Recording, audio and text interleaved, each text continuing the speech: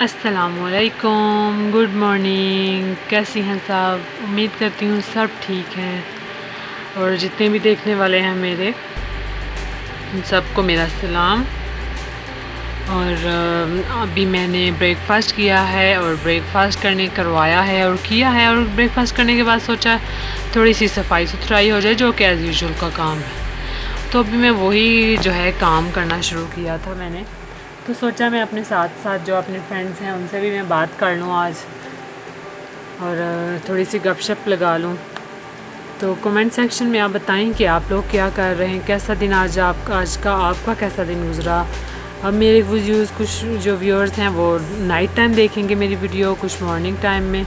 तो इस हिसाब से फिर आप लोगों का कैसा दिन गुज़रा और क्या बनाया है आपने आज। और रोज़ जो है वो पकाने का मुझे तो बहुत लगता है कि आज क्या पकाएं, क्योंकि रोज़ इंसान सोचता है कि आज ये पकाए, वो बनाए, ये बनाए, और किसी को कोई चीज़ अच्छी लगती है और घर के हर मेंबर की अपनी अपनी चॉइस भी होती है। तो उसकी वजह से भी ना फिर ये बहुत होता है कि अब आज क्या बनाए और क्या ना बनाए। तो सबकी जो है वो एक ऐसी डिश बनानी होती है आपको जो कि सबकी फेवरेट हो, सबको पसंद हो, और उसके बाद ही फिर जो है वो उसको बनाया जाता है। तो वो ऐसी डिशेस कम ही होती हैं कि जो सबको अच्छी लगें। जैसे कि चिकन मीट जो है वो ज़्यादातर खाया जाता है। वेजिटेबल्स तो बहुत ही कम खाते हैं हमारे घर में स्पेशली। और वेजिटेबल्स बच्चों के लिए, वेजिटेबल्स अगर आपने बच्चों को खिलानी है तो उसके लिए एक टिप है कि आप वेजिटेबल, कोई भी वेजिटेबल हो, आप उसको बॉयल अगर कर लेंगे और उसके बाद फिर आप उसको वेजिटेबल को उसमें एप्पल डाल के तो उसको आप ब्लेंड कर लेंगे ना, तो वो बहुत अच्छी होगी, वो स्वीट हो जाएगी और उस तरह बच्चा भी खा लेगा। जैसे मेरा बेटा भी 5-6 मंथ्स का है, तो अगर आपका 6 से ऊपर मंथ्स का बेबी है तो आप आराम से उसको खिलाएं, स्टार्ट करें इस तरह की फ़ूड खिलाने की। कोई भी वेजिटेबल है जो भी अवेलेबल है, आप उसको बॉयल करके अच्छी तरह से, और उसके बाद उसको में थोड़ा सा एप्पल डाल के अगर आप उसको ब्लेंड करेंगे तो वो स्वीट हो जाएगी, तो वो फिर बहुत अच्छी होगी। तो मैं अभी ये कारपेट क्लीनिंग कर रही थी। दूसरा तो मैंने बिग ब्रश से यूज़ किया, साफ़ किया फ्लोर। तो ये जो कारपेट क्लीनिंग है ये मैं छोटे ब्रश से यूज़ करती हूँ, ये जो डस्टिंग वाले में।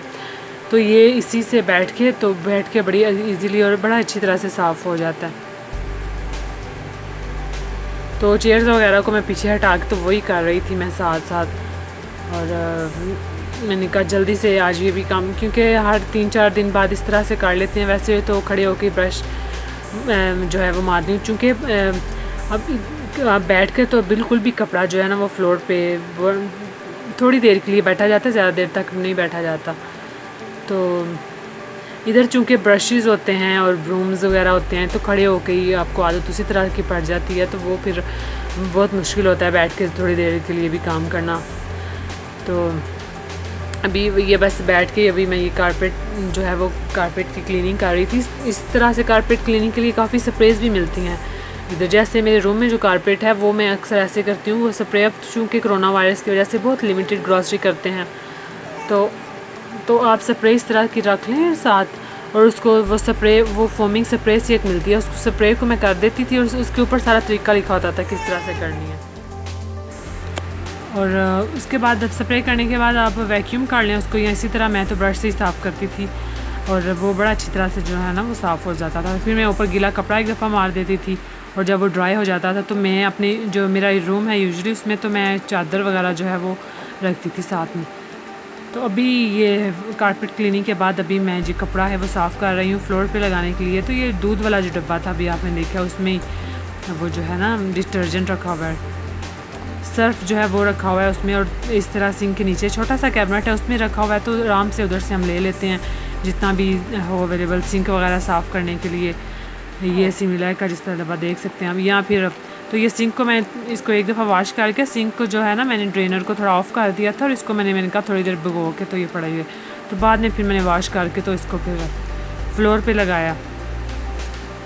तो ये कपड़ा भी अच्छी तरह से वॉश हो ना, तो उस तरह भी उससे फिर आपका फ्लोर जो है वो अच्छी तरह से साफ़ हो जाता है। तो ये जो गार्बेज वगैरह जो मैंने शॉपर वगैरह जो हैं, बैग्स जो हैं गार्बेज के निकाले हैं बाथरूम वगैरह से, तो ये अभी मैं जा रही हूँ बाहर।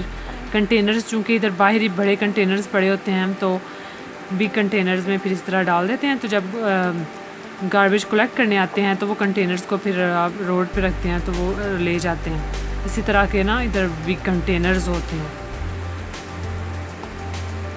तो ये जो है सफाई वगैरह करने के बाद फिर मैंने डस्टिंग वगैरह करके तो मैं अब सोच रही हूँ बच्चों को शावर दिलाने का। तो शावर दिलाने से पहले मैं डायपर्स वगैरह उनके और जो हैं वो मैंने ड्रेसिंग टेबल के फर्स्ट दराज में ही रखे होते हैं और आराम से मैं ले लेती हूँ। एक साइड पे मैंने अपनी बेटी के रखे होते हैं और एक साइड पे बेटे के, तो वो मैं निकाल देती हूँ ताकि जब जो ही वो शावर लेके तो निकलें तो उनके कपड़े वगैरह और जो हैं डायपर वगैरह और क्रीम पाउडर इस तरह की चीज़ें जो है मैं रख लेती हूँ साथ में ताकि वो हो। तो अब मैं जा रही थी उनको शावर दिलाने, तो मेरी बेटी बहुत एक्साइटेड होती है शावर लेकर। तो उसके बाद फिर मैंने खुद शावर लिया। तो अभी मैं आपको ये ड्रेस दिखा रही हूँ जो मैंने पहना है, और ये जो मेरी ड्रेस डिज़ाइनिंग की है ना टॉप ड्रेसेस की वीडियो, तो उसमें मैंने ये आपको ये डिज़ाइन दिखाया था। बाजू का बड़ा एक डिफरेंट सा ये डिज़ाइन है, आप लोग ज़रूर बनाइएगा। तो दोनों ये ब्लैक ड्रेस थी, आज इनके लिए ब्लैक एंड वाइट मैंने ड्रेस चूज़ किया था, तो दोनों सो रहे हैं। तो ये थी मेरी वीडियो, उम्मीद करती हूँ अच्छी लगी होगी मेरी वीडियो। और मैं अब करूँगी अपनी इस वीडियो की एडिटिंग। और ये दोनों चूँकि सो रहे हैं तो मेरे चैनल को लाइक सब्सक्राइब एंड शेयर लाजमी कीजिए। अल्लाह हाफ़िज़।